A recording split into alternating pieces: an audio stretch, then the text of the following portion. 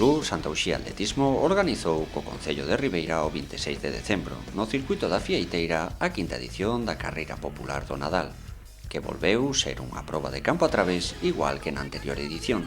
A contorna do complexo deportivo da Fieiteira encheuse de atletas e público dispostos a participar nesta proba que aos poucos vai atopando o seu sitio como unha das actividades imprescindibles nestas datas.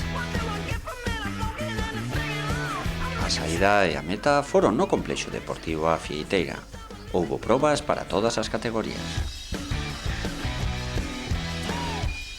Ás 11:30 da mañá deuse a saída do cross popular para a categoría absoluta, cun percorrido de 6.000 metros que discurría polos piñeiros contiguos, recuperando a esencia do campo a través para estas datas do Nadal.